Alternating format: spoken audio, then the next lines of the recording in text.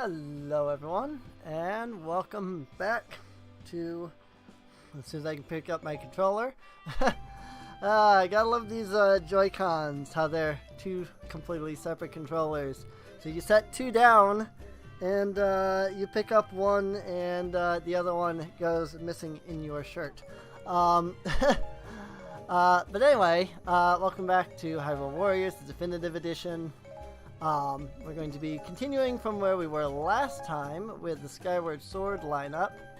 And I say we because if you haven't been catching any of the other episodes with me in this run through of Definitive Edition, getting to see the majority of it for the first time, I have a friend with me. Oh, hey everybody, it's Card back once again.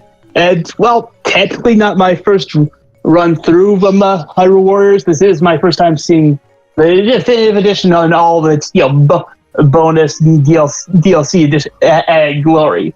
Yeah, well, that was what I was meaning, was because I was saying, it's your first run through the Definitive Edition, Mm-hmm.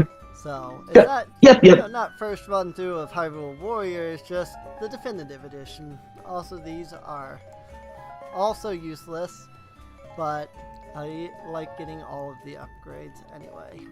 Mm-hmm. But to continue where we actually finished off last time with companions, because we had a bit of a ramble about good companions, bad companions, especially with how some companions and games are treated as the best ever, and it's kind of just been a little bit of burnout for some of us. So Right. In the last episode, we talked about companions in, again, as I put it, the strictest sense. The people that are there with you throughout the entire run of the game, or the majority, because let's face it, not all of your full run companions actually journey with you throughout the entire game. Many of them come in partially into the game. But adversity, what the hey? Deals more damage when health is low. Ugh. That's not very good for me. Nope. Do I have... Let's use 104 hearts plus. Even though that's not going to be that helpful to me either. There's just going to be a lot of hearts on the field now. But now we're... Yeah, we were talking about, companions in the strictest sense. But as we all know, there are other characters in other Zelda games that are even straight up in the game called companions.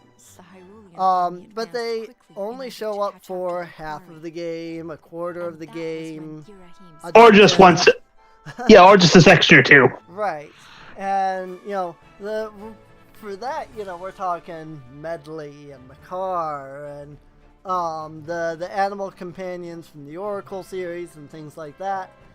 So the question becomes, out of all of the companions, is Fi, because again we talked about the strictest sense, is Fi still, when you're counting all of the companions, is Fi still the worst companion, And you had an argument of no, and I have been waiting to hear this, okay, who is worse than Fi if we're counting all the companions? If we are counting all of the companions, I, unfortunately, would have to turn to the Oracle series for this. So, for those who don't know the Oracle series, throughout both of the Oracle games, because they're also connected, the games are also connected together. Throughout the whole of the Oracle series, or throughout both Oracle series games, there are 3 animal companions, and out of these 3 animal companions, what the game does is there's one section in the game that is completely inaccessible without that companion. That said, the section of the game actually doesn't even exist until you pick a companion, because the companion that you pick changes what that area turns into. And so it's literally like each of the companions has an entirely different like section of the game that you play through depending on which companion you play. If you play the blue bear that has wings, the two sections turn into these areas with holes all over the place. If you play as Ricky, the kangaroo, you get the boxing kangaroo. Yes, boxing kangaroo at that. You get a few holes, but a lot of it tends to be jumping up or down cliffs, which is something that you need. Well, jumping up cliffs rather, that you need Ricky for. There are some holes, but they're not nearly as large. They're like one gap instead of like literally up to 5, like the moose ones. And then there's also Dimitri, the red Dodongo, who is, you know, the Dodongos are fire creatures, but Dimitri is the red Dodongo. He swims and is an aquatic creature. And it was a really interesting take, in my opinion. I really liked the way that they did him. And in that section, when you play through as Dimitri, the entire thing just becomes a flooded wasteland. Well, not necessarily wasteland, but flooded. You have to go up and down waterfalls, you have to, you know, swim through the water, and, you know, this is, of course, before you have the Zora flippers, so you have to swim on him, and things like that. And, I think I know where you're going with this. And so, you might, but maybe not. So, when it comes to the 3 animal companions, I always disliked one of them in particular more than the other 2, to the point where I actually never completed his section of the game. I actually stopped playing, restarted my entire file because I had already saved after getting the character. So I was stuck with it, you know, because you get, in order to get the companions for the very first time, you know, you have to get the flute, and depending on which of the many flutes in the game you get determines which of the companions you will find, and therefore which of the companions you will journey with. That said, because I had already obtained the flute, I was stuck with him. I was stuck with that companion. And so I literally stopped playing. I should mention I was playing Oracle of Ages. Ages was the first one I played, then I went on to Seasons. When I played it, I got so frustrated at this particular companion's path that I literally restarted my entire game just so I could avoid that companion. Literally went online, found a strategy guide to find any other character's flute, and then went on from there. And the character in particular that I am referring to is unfortunately a great big blue bear with wings. For those that were paying attention, that is Moosh. Yep, I had to feel like it's like wait, you mentioned Moosh first, yeah. and she blazed through his explanation. Yeah. Yep. It was the thing about Moosh. I gotta figure out where I am on the map. Hang on. Wow, I'm way at the bottom. I was not looking anywhere near there. The problem that I had with Moosh was Um, in order to fly, you have to sit there and mash the one button. But if you don't start mashing the button right away, as soon as you start taking flight, the problem is that he starts to descend as you fly. He doesn't fly, he only really hovers. And he can only hover a full 5 squares. The problem is that several of the puzzles are exactly 5 squares long, which means that you get over 5 squares, and if you don't get all the way over onto the 6th square before Moosh lands, you fall into the hole and end up back on the other side.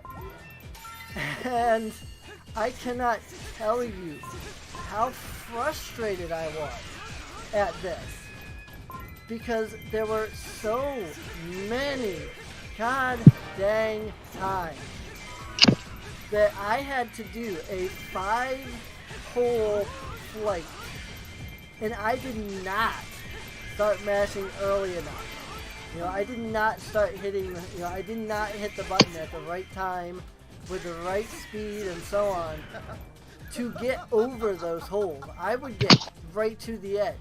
Or the other thing was that some of these were curved. Like there's actually a couple that are full semicircles.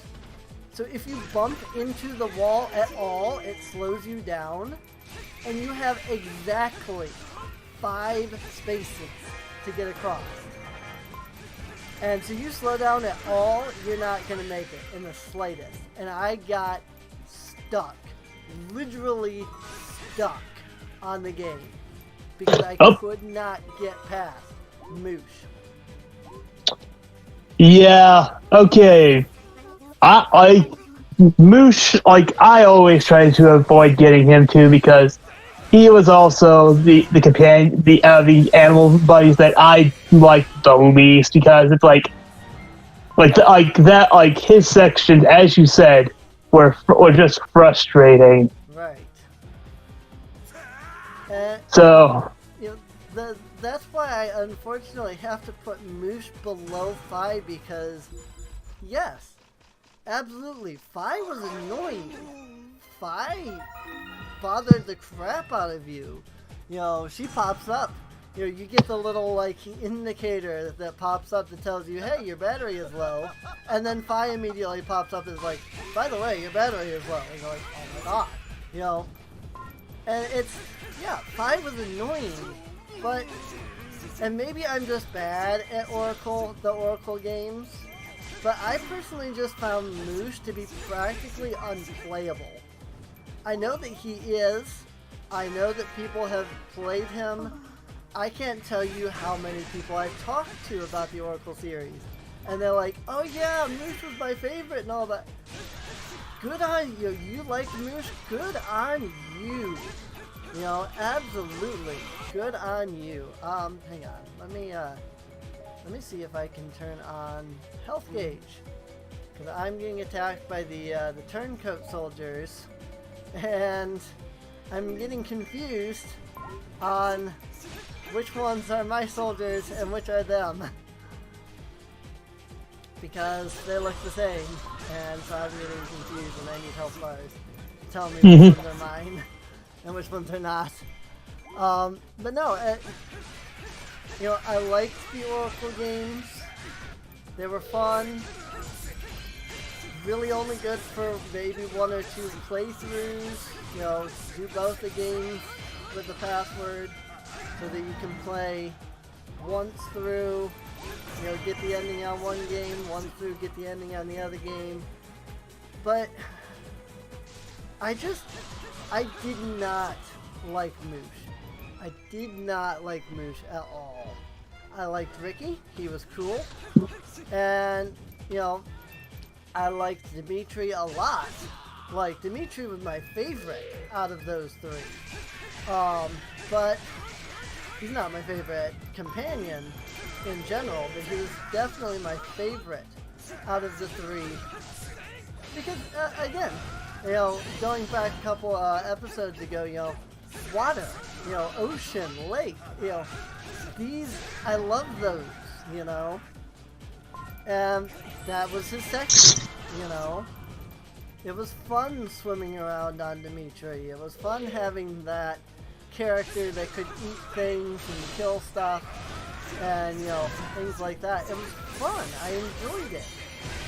Ricky was cool because he had, the punching and the tornado and, he could leap up, ledges and things like that. I liked Ricky a lot.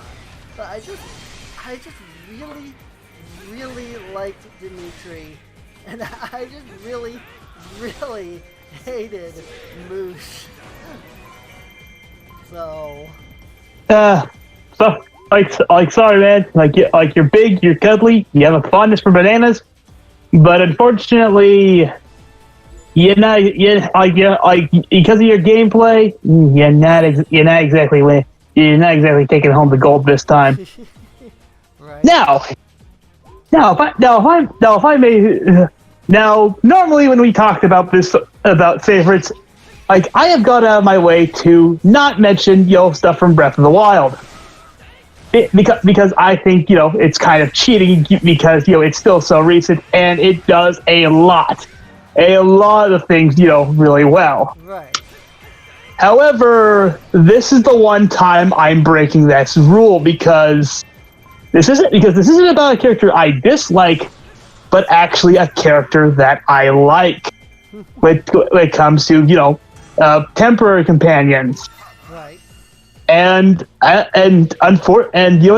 bunch of people are unfortunately, he kind of he does fall into the role of exposed a lot. I can't count it against the guy because, well, Sidon is just that awesome. I'm sorry. I'll admit I'm a Sidon fanboy, but he literally is probably the one of the best sort of section companions there is. Right. I definitely agree. Sidon is really good. Well, yeah, I don't agree that he's the best, but I definitely agree that Sidon is really good. Yeah, that's why I said, out of the temporary companions, he's my favorite. Right. Because I'm sorry, it's just like his actions, his way of speaking, and just in general, just I do like Yonobo and his whole thing. I like Reiju is just downright adorable. The less we say about the bird guy, the better. Yeah. It's kind of funny, like Medley, cute, adorable, lover from Wind Waker, but the Breath of the Wild Rito.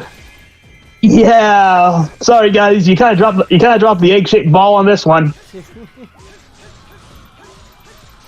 Yeah. Now, see, my favorite, again, going through temporary companions, my favorite temporary companion, honestly, is Medley. I don't know, there's just something, first off, I really liked Wind Waker. More than I thought I was going to when I played it. Because I was, looking at it going, this cartoony style is weird. Excuse me, sorry. This cartoony style is weird, Link looks so disproportioned, and, it was odd to me, but the game was fun and charming, and I enjoyed it. And before Breath of the Wild Link, I think Wind Waker Link was the most expressive. Yeah. So yeah, once again, Breath of the Wild kind of blows a lot of the others out of the water. Well, just how good it is, but this isn't about Breath of the Wild or Sidon. This is about Medley. Right. And I don't know. I really liked, and I know that from the way the game ends, it's clear that Medley and Kamali probably get together and all that. But If anybody here is familiar with any of the novelizing work that I did on the Zelda series over on DeviantArt, any of you would know that I ship Link and Medley together. I absolutely do. And I know that might be weird, she's kind of a half-bird person. But I mean, come on. Breath of the Wild, we shipped Azora and a Hylian together. Heck, how many people ship Rudo and Link together, Zora and the Rito are supposedly, the same creature, So, I mean, it's not that weird when you really consider it, but it's just, I really liked Medley. She struck me as a character that, I'm trying to think of the word here. She was really kind, she was really expressive, very, very cute. None of these are the kind of words I'm looking for, but Ed. Yeah, I can't think of the word I'm trying to say. It's alright because, well, this is something that I have alluded to in the past episodes whenever we've been talking about, because I hate to interrupt you this, but Girahim. Yeah. Girahim. Oh, this is something I have been waiting so long to get off my chest. Girahim freaks me right the heck out. And you know what? Ever since I first encountered this guy, he has just been, to me, just been like, dude, you are freaky. Just, maybe it's just his mannerisms, the way he moves, his speech pattern, that tongue thing from the first temple. It's just, Girahim to me has always been one freaky motherfucker. Right. Definitely. And so, back when I was discussing antagonists, and I was alluding to, one that, I didn't really like that much. Unfortunately, that dishonor goes to Girahim, and not because of, not because he's bad or anything, because, he's not a bad villain. It's just, I just have so many hang-ups with him. It's like, ugh. Yeah. And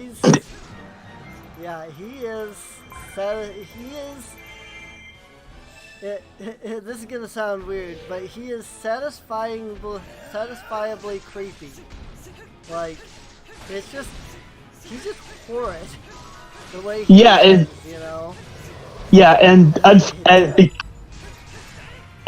because of that, I have, when it comes to villains, just Girahim, has just been one that I have, never really liked. And hell, it just, I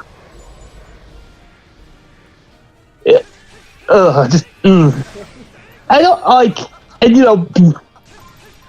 don't know, it's very hard for me to put into, proper words where I'm just where I can express just how much he freaks me out, because it's no, it's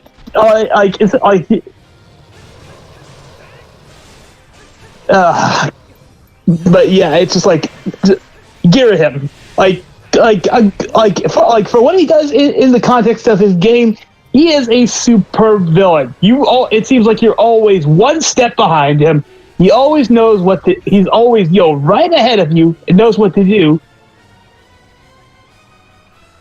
But to me, because he does that almost too well, to me, I'm just no. I cannot believe I'm getting outsmarted and bested by this nut. Right. yeah, it's just. No, I can definitely agree with you. You know, Girahim he is something else. But Girahim also reminds me a lot of Zant. One of the things that I loved about Zant in particular was just how ridiculously creepy he is, you know? And you know what the funny thing is? I actually like Zant as an antagonist. He his whole deal of wanting to essentially being jealous of Midna's station and power so that he gets corrupts essentially his entire race and tries to take over Hyrule and he seems like just the most intimidating guy when you first meet him, because when you first meet Zant, it's like, holy crap, I have to fight this guy. Yeah. How the heck am I supposed to do that? Like he just took out Midna like it's nothing. Oh yeah. And like, Zant has that mask on, and like the first time you see Zant, he just pulls down the one tiny portion there of his mask, and all you see is his mouth, and it's sewn shut. It's laced. It's like, oh. Yeah, it's like, oh my god, what even is this guy?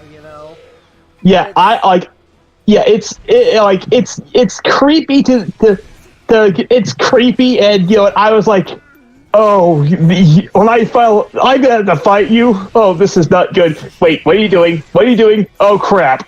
Like he just took out Midna. Yeah. Oh, I am so screwed. That's the part that really gets you. Is how just how easily he takes down Midna, who is like really powerful, especially later on in the game when she gets the fused shadow. And you see just how ridiculously powerful she is, and you're just like, gosh, dang. Yeah, I've got it. Yeah, it's like I have to fight this guy. No wonder he took over Hyrule. Yeah, no, and really.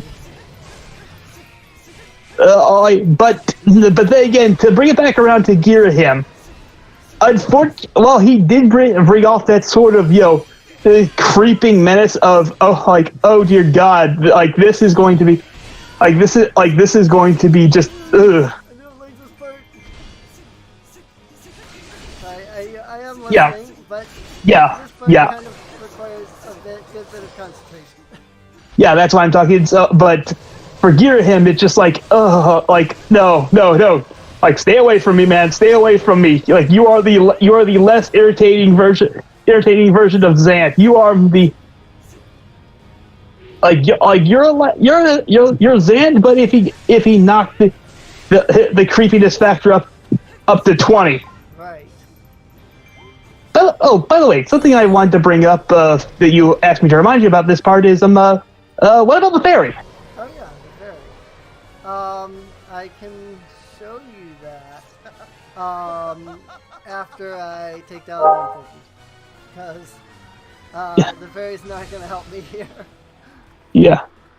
But yeah, I can definitely, thanks for reminding me of that, because I had completely forgotten about the whole fairy thing. Let me use the Grucinator, please. Mm-hmm. I want to use the Grucinator. Thank you. I like Gruce, by the way. Cool. Yeah. Gruce, good part, yeah. Hey, yeah. Awesome. Heck, you could even consider Gruce a companion because he does help you fight the imprisoned. Yeah. Oh yeah. In what? 2 of the fights, or was it just the 1? It might have been. Yeah, I think it was. Yeah, the first time you fight the imprisoned, you don't have Gruce or the Grucinator, but the second and third times you do. And the third time is when he actually uses the Grucinator and throws you onto the imprisoned. and you defeat him for the final time. That was epic. Mm-hmm. But anyway, comparing Zant to Girahim, it's just like some people will prefer Girahim over Zant. I prefer Zant over Girahim because there's less of that sort of factor for me. It's like so much squick. Right. Whereas Zant, he came off as so intimidating, and later we find it's not until right near the end where we find out that he's just this massive goober. Yeah, no, he is. That was one thing that I liked about Twilight Princess was the fact that the boss was extremely intimidating. That was extremely intimidating, extremely terrifying. But then you get right down to the end, and you just see the real Zant fully, and you're just like, what the heck is wrong with this guy? Yeah, and I think that's what made me like him so much, because all that bluster, all that sort of I am Zant the great and powerful. Watch as I completely tear your world asunder, and then when you actually get down to him, get to him, and he's revealed to be this big old flappy armed goofball with dimensional powers. I'm like, wait, that entire conqueror thing that we saw was a facade? Yeah. Oh, holy crap! You had me completely convinced. Very nice job, Zant. Right. I'll accept that you had, because he had me completely fooled, and that's why I was like, yeah, okay. I'll give this to you, Zant. Under pressure, when you actually have control, you've got you're intimidating as crap. But as soon as things go beyond what you comprehend, your real nature is revealed, and well, you're a bit of a goober. Yeah.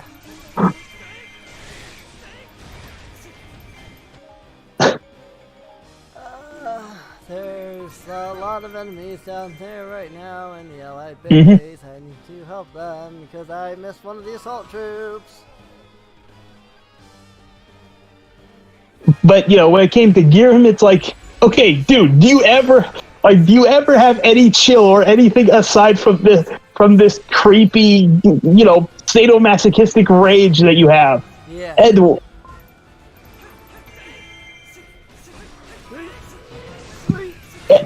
And because of that, I was just, it's like, no thanks, nah.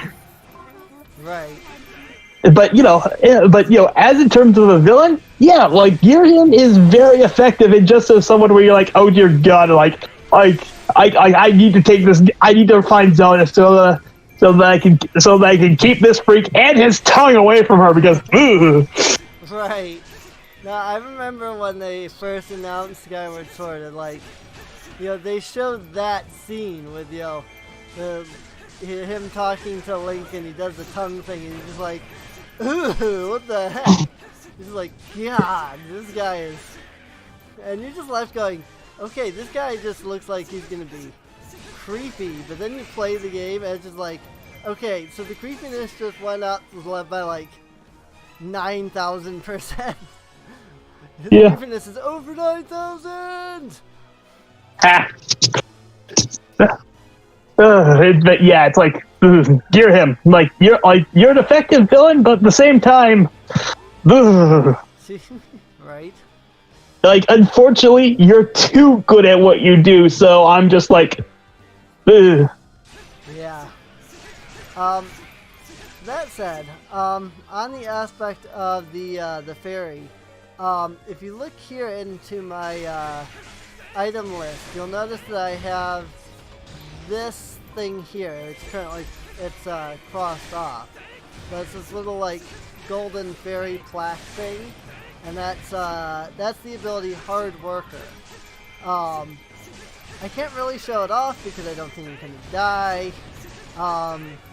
If I had died during the imprison, that would have been a great time to show it off, but Nope. I managed it just fine, so that was good. But basically, I don't actually know why it adds it to your items, because you can't ever actually use it. It's one of those things that automatically gets used when you die, basically. Oh, Girahim. Yep, and here is Sir Creepy himself. Mr. Ah, frickin'! Ah, Jesus! Oh God, he did that. Yep. It's Mr. Fabulous over here. So the nice thing about the fairies is, again, I have a light fairy on me. You'll notice on my magic bar there, I have the little fairy symbol at the bottom. I'm not sure how well you can actually see that, considering the. Okay, yeah, I can see it. Yeah. I was actually wondering what that was all about, but I figured that if I remind you about the fairy, you would explain that to me. Yeah. So what you might not be able to see, because it's really, really tiny, because I can barely even see it here, is that, oh crap, that little symbol. I might die against Girahim, and you might be able to see that.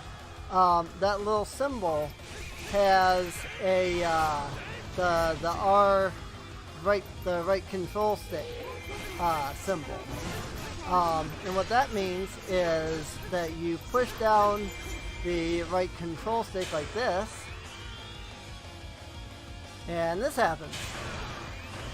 Blam! Holy crap! Like that fairy just nuked the entire field. Yeah.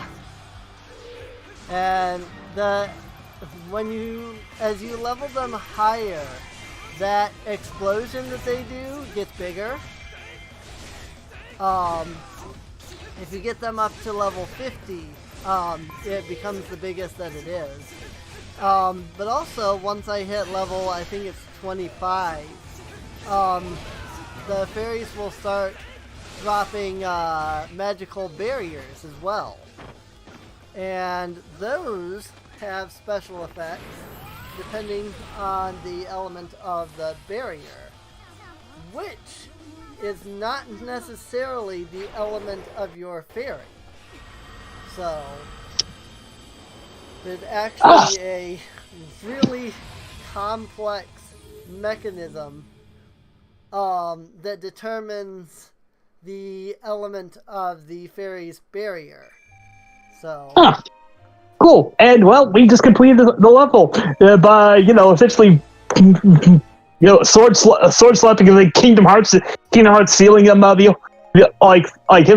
back into that time portal, and hey, we get the rank 2 version of the sword, the white sword. Yep. It's funny that we get the white sword here, because you get the white sword, which is the rank 2 sword, and then of course after you get the white sword, then you get the master sword. So it's kind of a cool progression, even though the master sword is not a Hylian sword. So it's literally a wholly, completely separate thing.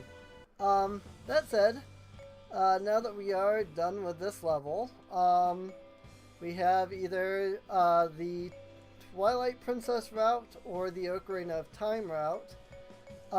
Being as it is that I have very little care for Impa and Sheik, I'm probably going to do Twilight Princess first and leave Ocarina of Time for last.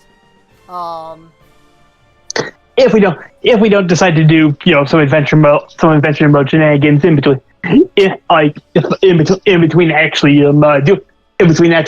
doing Twilight Princess Twilight Princess stages. Yeah. If we don't decide to do some adventure mode before we do some of these other levels, Because if we go to adventure mode, I can get other fairies. The main issue is this is the only easy fairy to access. All of the other fairies are like way the heck out here on the edges. So I mean, you can't see any of the treasures here in the until I unlock the levels, but there is other fairy clothing, there's fairy food, there's even more Gold Skull Shulas, and other characters to unlock. That said, actually, one thing I would like to do is collect the fairy food on this level. So I might go ahead and in our next episode, we might go ahead and do at least these 2 episodes, just so I can get the fairy food and show off a little bit more of the My Fairy, and then get the clothes to show off a little bit more of the My Fairy before stepping back into Legend mode. That said, I do hope that you have enjoyed. If you have, please feel free to subscribe. Also feel free to check the video description down below for a link to the playlist. Again, you can get caught up on any of the episodes that you may have missed. Also feel free to check Patreon. That's also in the link below. It really helps out the channel a lot. I guess we will see you guys next time. Ciao! See you later.